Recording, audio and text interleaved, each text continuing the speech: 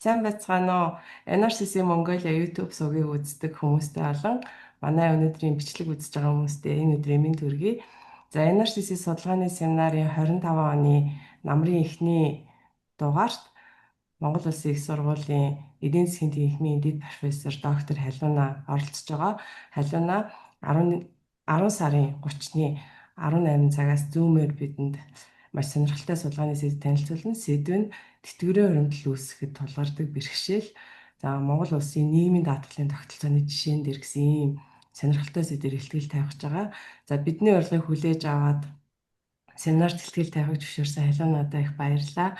За судалгааг Халиуна Японы нэр хүндтэй их сургуулийн судлаач профессорудаас хамтарч хийсэн ийм сонирхолтой судалгаа. За тэгэхээр бид нар судалгааны семинарынхаа өмнө нэг ийм товчхон энгийн байдлаар хүмүүст судалгааны тухай танилцуулдаг. Тэгэхээр нэг 3 асуултанд хариулт авдаг. Эхнийх нь болохоор энэ судалгаагаараа танай баг ямар судалгааны асуултанд хариулахыг зорьсон бэ гэдэгт хариулт өгөхгүй юу? Соёлогчдын бас энэхүү семинарт урьж оролцуулж байгаад үнэхээр их баярлж байна. Тэгээ үзэгчдээ бас энэ өдрийн мэндийг хүргэе. Тэгэхээр түрүүн бас хэллээ. Энэхүү судалгааны ажил маань 3 багш нар болон мэрэгчлэнтэй хамтарч хийсэн байгаа. Тэгэхээр бидний гол асуудал маань болохоор зөвхөн Монгол Улсын нийгмийн даатгалтай холбоотой ийм судалгаа байгаа. Та бүхэн бас мэдчихэж магадгүй Монгол Улсын нийгмийн даатгал маань нэг 2 төрлийн байдаг. Нэг нь болохоор аж ахуйн нэгж байгууллагад ажиллаж байгаа ажилчдын хувьд бол цалингаас нь суудагддаг.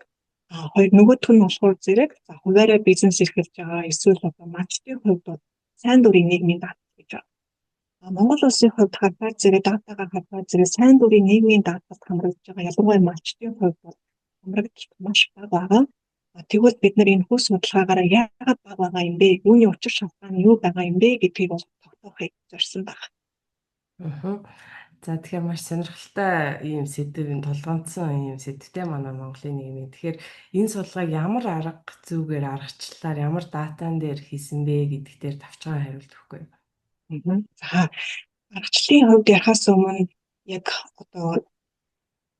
тэтгэврт тэмээ хамрагдалт яагаад бага байгаа юм бэ гэдгийг ойлгохын тулд бид нар нийгмийн даатгалын бас мэргэжилтнүүдтэй ярилцж байгаа өмнөх судалгааны ажлуудыг бас уншиж танилцсанаар нэг 3 таамаглалыг бол дэвшүүлсэн байгаа. Үүний нэг нь болохоор зэрэг хүмүүс сайн дурын нийгмийн даатгалд хамрагдж байгаа малчид маань магадгүй нийгмийн даатгалын тэтгэврийн талаар сайн ойлгохгүй байж магадгүй. Хоёрт нь болохоор нийгмийн даатгалын шимтгэлээ төлөё гэхэд зайлшгүй нөгөө сумын төв рүү яваа тийм ээ банк дээр очиод тэгээ нөгөө шилжүүлээ хийн гэдэг маш их хүний хөв зардалтай. Гуравт нь болохоор зэрэг хүмүүс магадгүй засгийн газраас ирээдүйд тийм ээ нийгмийн даатгалаа авна гэсэн итгэл үнэмшил байгуулж магадгүй гэсэн 3 таамаглалыг бол дэвшүүлсэн. Тэгээд аль таамаглал маань илүү хүмүүсийн үйл хөдлөлд нөлөөлж байна вэ гэдгийг үнэлэхийн тулд RCT буюу нэмсгүй хяналттай туршилт гэдэг зүйлээр бол энэ үнэлгээгээ буюу судалгаа хийсэн байна.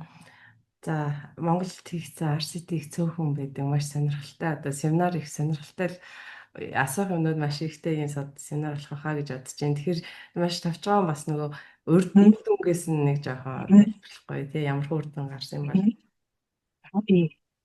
Түрүүн гэсэн 3 хүчин зүйлийн хувьд нөгөө эдийн засгийн статистикийн хувьд үр дүнтэй гарсан маань нөгөө хүмүүсийн хувьд хүндрэл үүсгэж байгаа гэдэг нөгөө transaction cost гэдэг зүйл маань нөлөөтэй гарсан. Тэгэхээр энэ дээр бол тухайн үед аль хэдийн нөгөө зайлшгүй та биеэр нөгөө банк дээр очих шаардлагагүй, офисныхаа аппликейшн ч юм уу гэмээр аппликейшнээр дамжуулаад хялбархан нийгмийн даатгалын шимтгэлээ төлөх бол боломжтой юм байна. Тэр мэдээллийг хүмүүст хүргээхэд бол илүү хамрагдалт дээрээс нөгөө шимтгэл төлөлт маань үргэлжлээд явж исэн байна. Бусад 2 хүчин зүйлийн хувьд бол арай нөлөөнд байсан. Тэгэхээр бид нар семинар дээр илүү дэлгэрэнгүй ингээд сонсох боломжтой энэ 7 өдрийн пүрэв гарагт болох семинарт оролцоод халиунагаа сонирхсан асуултуудаа хүмүүс асууж болно.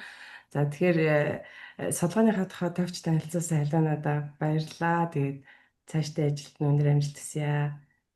Баярлалаа танд. Тэгээд дөрөвдөгд уулзцгаая.